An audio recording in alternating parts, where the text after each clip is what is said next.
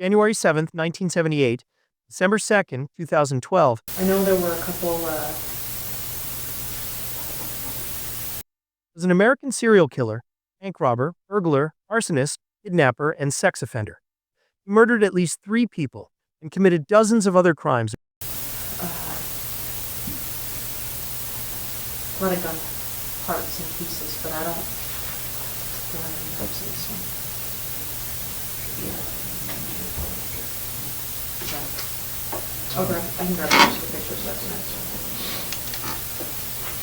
Okay, so, do you want me to try to set that up for next week?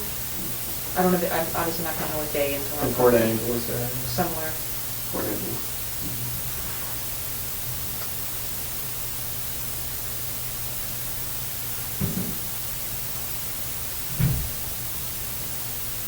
Yeah, don't set up a time yet. I gotta try and remember.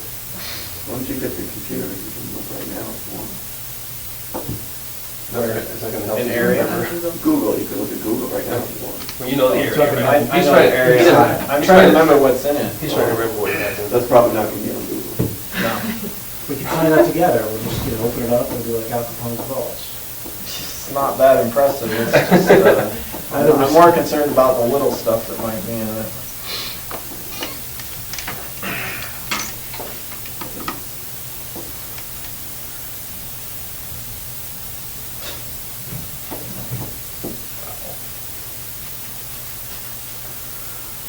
Well. Things you never thought you'd be talking about.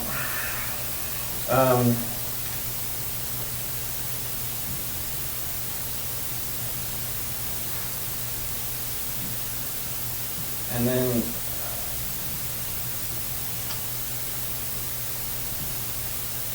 on the Tupper Lake thing, you had agents up there with the cameras, but you just wanted to talk about the bank robbery, or were you? Well, what we had set up was, we just had them at the bank robbery parking lot to show you the live feed that we could do.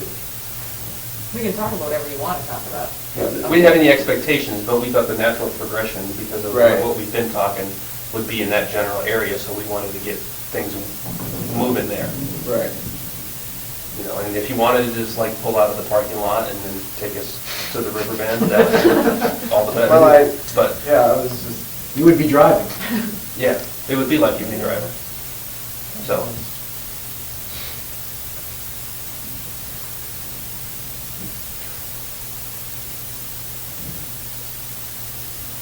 Because we thought maybe that's how it's going to have to be eventually, maybe, is that you might have to be in the driver's seat, so to speak, to see, landmarks or whatever you need to see. Yeah.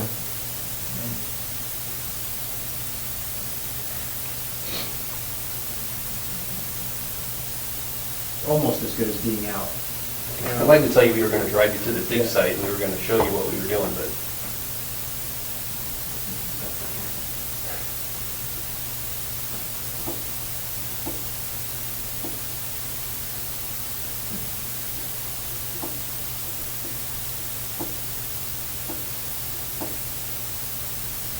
I'm having a harder time remembering roads in Port Angeles when I wasn't. I'm sure I can figure it out. well, you need that computer for an hour or two to refresh your. No, I just haven't driven this road.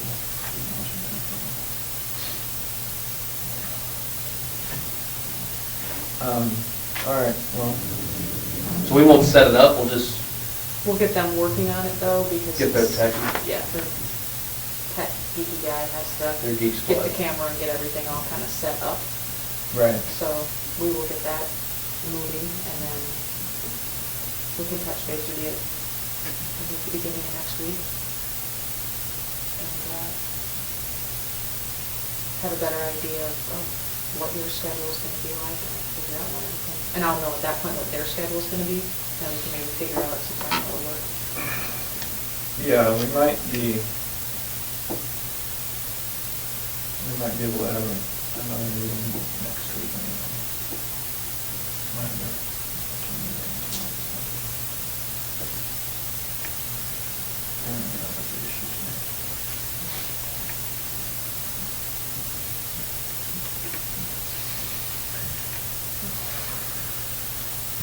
All right, what we may do then, Jeff and I may come by the jail and just figure out that piece that we were just talking about the timing, and then we can go from there.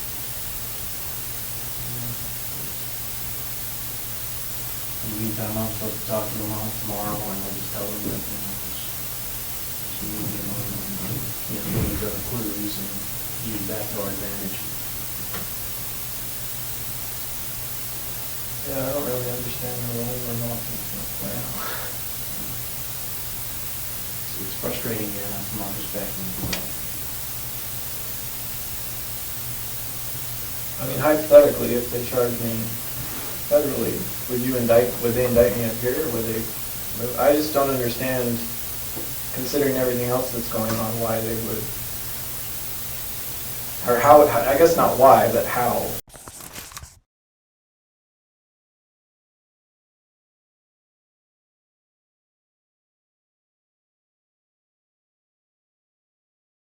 Across the United States from the late 1990s to February 2012. Keyes was arrested in March 2012 and killed himself while awaiting trial. Evidence in his jail cell led the Federal Bureau of Investigation. Going to be officially solved till. I know, but they want to be able to put your name to it. Right, And, I understand that. And then the question is how that, going to work. Do they want to file the charges there? And that's what we're looking at. And it's a lot easier for them just to stomach it if they, their forbearance is giving rise to clues to other murders, whatever those clues might be. I think that is able to accomplish our goal. I understand their perspective, I Yeah. guess. From my perspective, though, even if they were to officially charge me at this point, it's not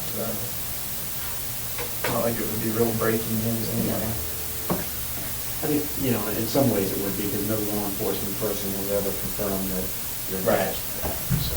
It would just be confirmation of everyone's current speculation. Exactly. That's all I'm saying. So I'm not interested in it from that point. I was just interested in it from a logistics point. Like, where do they have to fly me to Vermont if they're going to charge me, or Those are some of the questions. We're hoping not to get there. Is it warmer in Vermont? A little warmer. They just got snow the other day. When we talked to them Monday, it just snowed, they told us. They got more snow than us then. Yeah.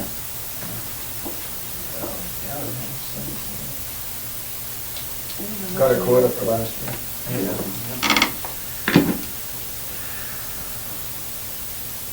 Any other questions?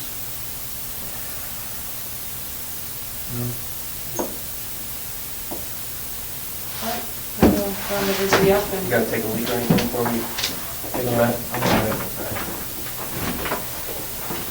You're not gonna eat this? No, I'm good, thanks. You sure? Yeah, I'm sure. FBI to suspect that Keyes murdered 11 people.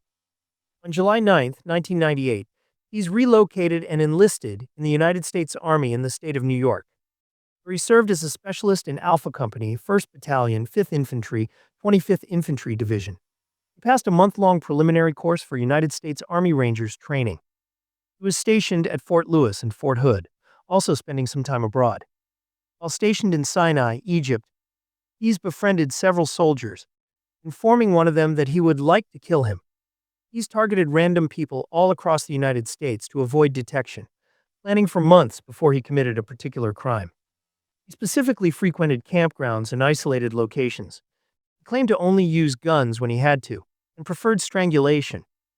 This was due to the pleasure he derived from witnessing victims lose consciousness in the struggle. He claimed to not kill children or parents of children, primarily because of his daughter, whom he feared finding out about him and his crimes. However, police and FBI investigators were skeptical of this claim and suspected Keyes of killing several teenagers and children. During interviews with FBI agents and officials in Alaska, Keyes directly admitted to 3 murders whose identities were confirmed. After Koenig's murder, Keyes demanded ransom money, and police were able to track withdrawals from her account as he moved throughout the southwestern U.S. During that time, the police controversially refused to release surveillance video of Koenig's abduction, Keyes was arrested by Texas Highway Patrol Corporal Brian Henry and Texas Ranger Stephen Rayburn in the parking lot of the Cotton Patch Cafe in Lufkin, Texas, on the morning of March 13, 2012. Investigators had circulated a lookout bulletin for the suspect's car, which had been used at ATMs to withdraw money from Koenig's account.